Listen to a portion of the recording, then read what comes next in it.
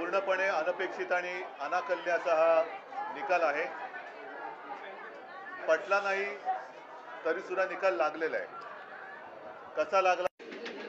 आज महाराष्ट्राच्या सर्वांनाच पडलेला विधानसभा निवडणुकांचा निकाल लागला. तरी देखील जे जिंकले त्यांचं मी अभिनंदन करतो आणि ज्यांनी प्रामाणिकपणाने महाविकास आघाडीच्या त्यांना मी तसं पाहिलं तर एक जणू काही लाटेपेक्षा सुनामीच आली असं निकालाने दिसतंय. पण हा निकाल सर्वसामान्य जनतेला पटलाय की नाही हा सुद्धा एक महत्त्वाचा प्रश्न आहे. एकूण आकडे जे काही दिसत आहेत ते आकडे बघितल्यानंतर या सरकारला अधिवेशनामध्ये एखादं बिल मंजुरीसाठी मांडण्याची गरजच नाही असे आकडे आहेत. पटलाय की नाही शिल्लक ठेवायचा हा सुद्धा एक महत्त्वाचा प्रश्न आहे. आणि 1-1.5 वर्षापूर्वी भारतीय जनता पक्षाचे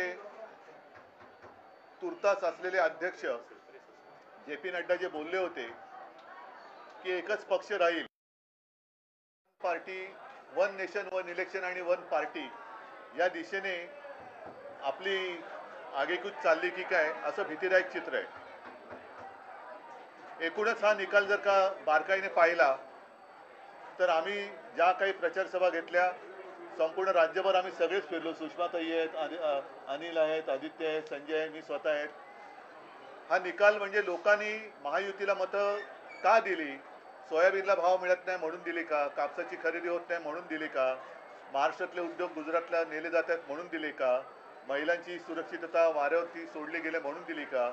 म्हणजे नेमकं कळत नाही की कोणत्या प्रेमापोटी तर हा शब्द चुकीचा आहे, रागापोटी अशी ही लाट जणू काय उसळले हे कळत नाहीये. हा निकाल अनाकलनीय आहे आणि याच्या मागचं गुपित हे काही दिवसामध्ये तर शोधावं लागेल. तूर्त मी महाराष्ट्राच्या जनतेला सांगतोय की आपण निराश होऊ नका, खचून जाऊ नका. काही जण म्हणतात की हा ईव्हीएमचा विजय आहे, असूही शकतो, पण महाराष्ट्राच्या जनतेला हा निकाल मान्य असेल तर मग कोणीच काही बोलण्याची गरज नाहीये. पण जर मान्य नसेल तर त्यांना सांगतो की आम्ही प्राणपणाने महाराष्ट्रासाठी लढत राहू, महाराष्ट्राच्या हितासाठी आम्ही लढत राहू. कोणी काही म्हटलं तरी महाराष्ट्राच्या जनतेला मी वचन देतो की आम्ही तुमच्या सोबत आहोत. हा जो विजय आहे महायुतीचा लाडकी बहीणचा इम्पॅक्ट असल्याचं म्हटलं जाते. लाडकी बहीणचा इम्पॅक्ट जर का असेल तर मग बाकीच्या ज्या काही गोष्टी या उघड दिसत होता, आपण सुद्धा रिपोर्टिंग केलेलं आहे. मी तेच म्हटलं ना की सोयाबीनला भाव नाहीये, कापूस खरेदी होत नाही, शेतकऱ्याच्या डोक्यावरती कर्ज चढलेलं आहे, बेरोजगारी वाढते आहे, महिला असुरक्षित आहेत, ह्या अशा अनेक गोष्टी आहेत, बेकारी वाढते आहे. तर लाडकी बहीण पेक्षा ज्या महिला आमच्या सभेला प्रचंड संख्येने येत होत्या त्यांच्यासमोर प्रश्न होता की घर कसं वाढवायचं, चालवायचं. कारण महागाई वाढते म्हणजे वाढती महागाईची शाबासकी म्हणून या सरकारला मत दिलं का? आणि आता मला एक असं वाटतं प्रामाणिकपणे, हा टोमणा नाही, की यावेळेला तरी अस्सल भाजपचा कोणतरी मुख्यमंत्री होईल अशी अपेक्षा आहे किंवा आशा आहे.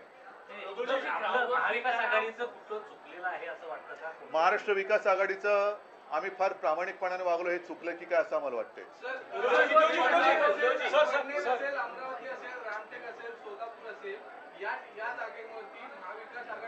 288 पैकी या मोजलेल्या जागा किती आहेत?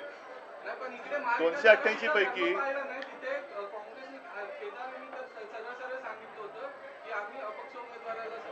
बरोबर आहे, पण 288 पैकी ह्या जागा किती आहेत आणि अशाच काही जागा या त्यांच्याकडे पण आहेत.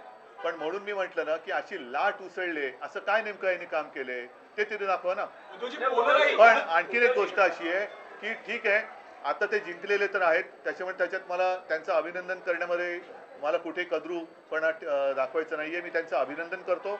आणि आता निवडणूक आयोगाने स्थगिती दिलेली लाडकी बहीण ही योजना पूर्ववत चालू करून त्याच्यात 2100 रुपये दर महिना ते द्यायला लागतील. शेतकऱ्यांचं कर्जमुक्त ते लवकर करतील आणि जी काही त्यांनी आश्वासनं दिलेत ती नंतर कोणी बोलू नये की असा जुमला तर निवडणुकीच्या वेळेला करावा लागतो.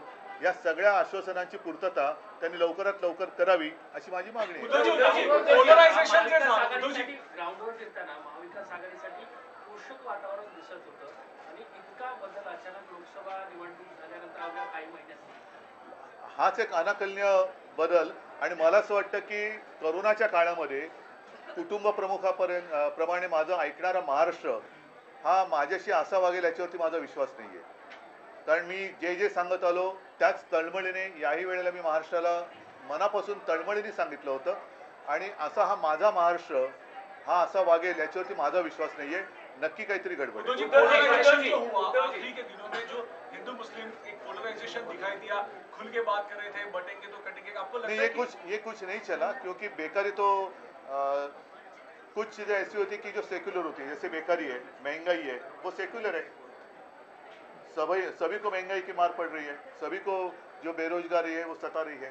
तो ऐसे कुछ नहीं. उद्धवजी एकनाथ शिंदे यांच्या शिवसेनेच्या जवळपास 55 जागा आलेल्या आहेत. त्यांचं असं म्हणणं आहे की या निकालातून बाळासाहेबांचे विचारांचे खरे पहिली गोष्ट अशी हे आहे स्पष्ट झाले. पहिली गोष्ट आहे की इथेच पहिला मुद्दा असा आहे की 2.5 वर्ष होऊन सुद्धा न्यायालयातनं आम्हाला निकाल मिळत नाही.